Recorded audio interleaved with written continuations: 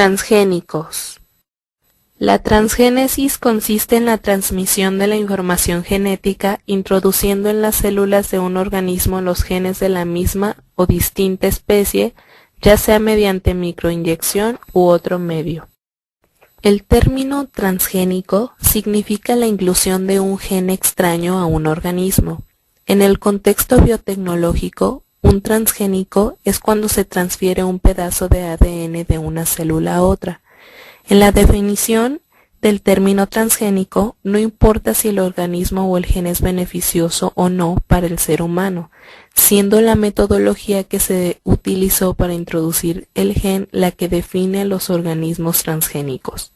Si consultamos la legislación sobre bioseguridad, veremos que el común denominador sobre la definición de los transgénicos es la tecnología y procedimientos que se aplican.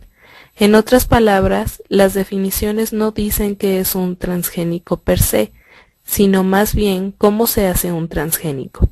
Además, la definición legal de transgénicos no solo está basada en la técnica para introducir los genes, sino que además implica forzosamente que el científico estuvo consciente, cuando los genes se introducen sin la intervención activa del ser humano, por ejemplo, cuando las bacterias absorben por sí solas los pedazos de ADN o cuando las agrobacterias del suelo transforman a las plantas en el campo o cuando los virus infectan a los organismos, entonces no se les llama transgénicos. Las plantas modernas pueden ser superiores y más saludables que las plantas tradicionales por las modificaciones genéticas que se les han hecho. Por ejemplo, antes las papas silvestres eran mucho más venenosas. De hecho, las papas pertenecen a una de las familias de plantas más venenosas, las solanáceas. Hoy en día, las papas se han mejorado de forma que podemos comerlas cocinadas. Sin embargo, la tarea de mejoramiento no ha acabado, ya que los tubérculos todavía son tóxicos y se consumen crudos o verdes. Por otro lado, se ha demostrado que el maíz BT contiene menos contaminación por insectos, hongos y micotoxinas. Estos ejemplos nos demuestran que una planta mejorada como el maíz puede ser mucho más segura, mientras que al comer una planta salvaje como la papa podríamos hasta morir.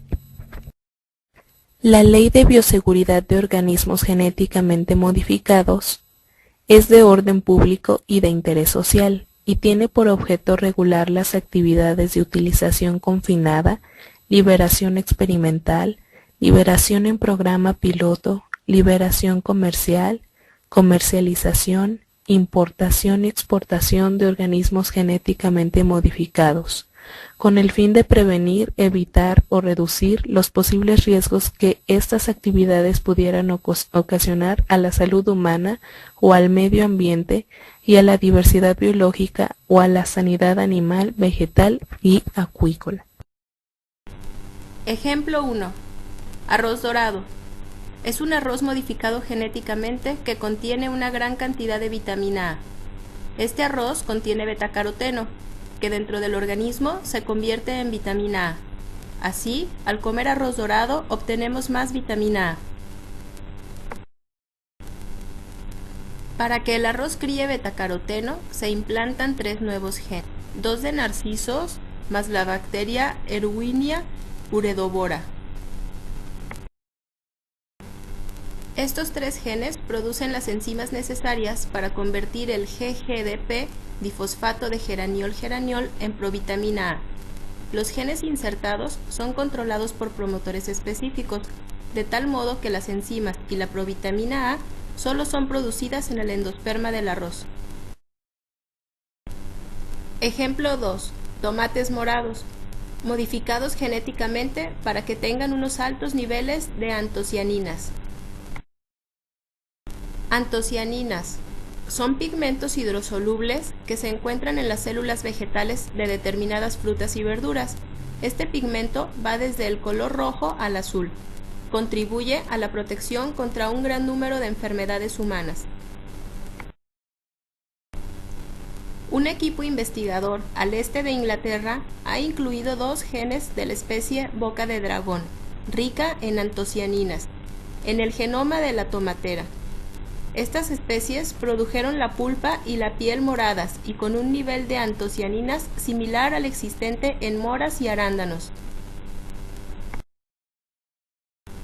La expresión de los dos genes procedentes de la boca de dragón ha potenciado la capacidad de los tomates de actuar como antioxidantes hidrofílicos. Diagrama de flujo.